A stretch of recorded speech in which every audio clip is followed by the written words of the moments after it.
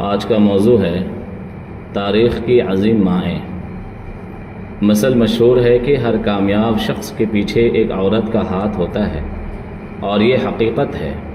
عام طور پر اس کردار کو ایک بیوی کی شکل میں دیکھا جاتا ہے، اور اس میں شک نہیں کہ اگر بیوی شوہر کے ہم خیال اور مددگار ہو تو مرد یقیناً کامیابی کی منزلیں طے کر لے گا۔ لیکن ایک بیوی سے پہلے یہ کردار ماں کے ہاتھ میں ہوتا ہے، بلکہ یہ کہنا مناسب ہوگا کہ ایک ماں کامیاب شخص کے پیچھے جتنا ہاتھ ایک ماں کا ہوتا ہے اتنا کسی کا نہیں ہوتا۔ ماں کی شخصیت نسل انسانی کے لیے صرف اس لیے اہم نہیں کہ وہ بچے کو جنم دیتی ہے، بچے کو جنم دینے کے بعد تو اس کے فرض اور اس کے مشن کا آغاز ہوتا ہے۔ ماں ایک درسگاہ ہے، اس کی گود ایک تربیت گاہ ہے، اس کی گود انسانیت کی ٹکسال ہے جہاں انسان مختلف خوبیوں، صلاحیتوں اور قابلیتوں سے آراستہ ہو کر اور ڈھل کر نکلتے ہیں۔ لیکن مادہ پرستی کے اس دور نے عورت کو گھر سے باہر نکال کر اس کے فرض اور اس کے مشن سے غافل کر دیا ہے، عورت کے مقام و مرتبے کے معنی ہی تبدیل کر دیا ہے۔ حقیقت یہ ہے کہ ماں کا حقیقی روپ یہی ہے کہ وہ شفقت و محبت اور ممتا کی پتلی ہوتی ہے۔ دنیا میں جتنی بھی عظیم شخصیات گزری ہیں ان کی تربیت میں اور انہیں اخلاق و کردار کے اعلیٰ مقام تک پہنچانے میں کہیں نہ کہیں ماں کا کردار ضرور نظر آتا ہے، اور اسی لیے ماں کو باپ کے مقابلے میں 3 گنا اونچا مقام ملا ہے۔ اس کے پیروں تلے جنت رکھ دی گئی ہے۔ وہ لوگ انتہائی خوش نصیب ہیں جنہیں ایسی مائیں نصیب ہوئی، اور وہ عظیم مائیں بھی خوش نصیب ہیں کہ جنہیں ایسی اولاد ملی جس نے ان کی تربیت سے فائدہ اٹھایا اور اپنی ماں کا نام روشن کیا۔ یہاں چند ایسی عظیم ماؤں کا ذکر ہے جنہوں نے اپنی عظیم تربیت سے اپنی اولاد کو عظیم مقام تک پہنچایا۔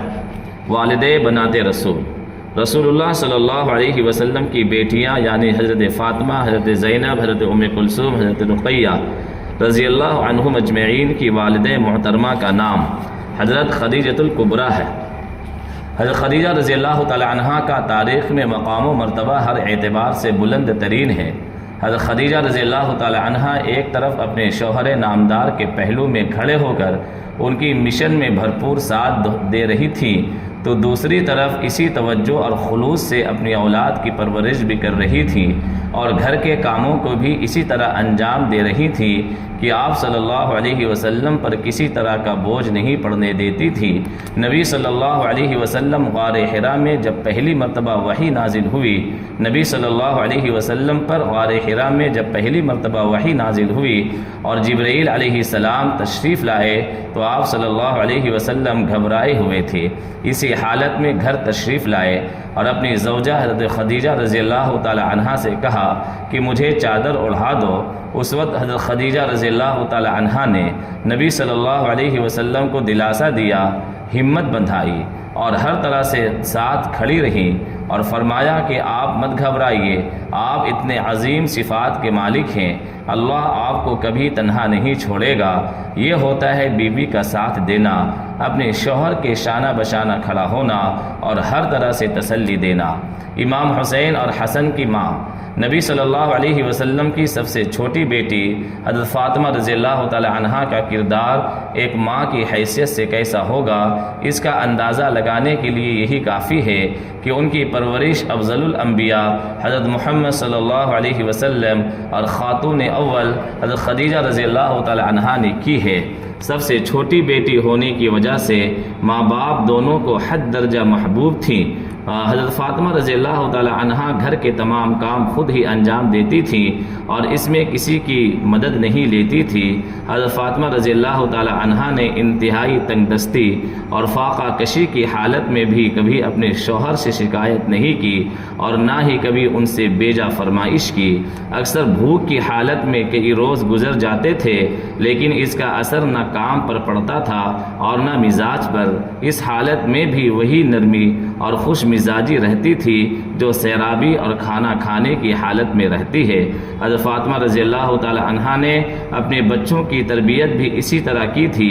ان کو دینداری، امانت داری، دینی غیرت و حمیت، اخلاص و للہیت، دعوت و تبلیغ، بڑوں کا ادب و احترام، دین کی خاطر جان کی قربانی دینا، فاقہ اور بھوک کو برداشت کر لینا، لیکن ناحق طریقے سے مال حاصل نہ کرنا، خود بھوکا رہنا لیکن غریب و بھوکے کا پیٹ بھرنا، اسی خاتون جنت حضرت فاطمہ رضی اللہ تعالی عنہا کی تربیت کا نتیجہ تھا کہ حضرت امام حسین رضی اللہ تعالی عنہ نے پورے خاندان کے ساتھ جان کی قربانی دے دی، لیکن دین کے خاطر ایک باطل حکومت کے سامنے جھکنا گوارا نہیں فرمایا۔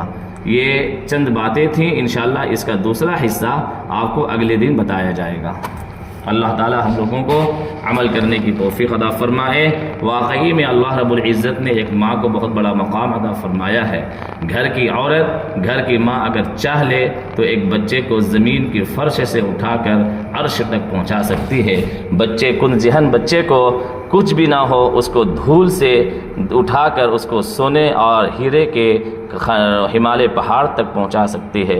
ایک ماں کے اندر وہ صلاحیت ہوتی ہے، ایک ماں کے اندر وہ طاقت ہوتی ہے، اور ہماری تاریخ میں ایسی مائیں ملیں گی جنہوں نے تنہا اپنی تربیت اور محنت سے زمانے کے امام اور زمانے کے فقیہ اور زمانے کے ائمہ بنایا ہے بچوں کو، اسی محنت اور لگن سے۔ اللہ تعالیٰ بھی ہم تمام لوگوں کو توفیق عطا فرمائے۔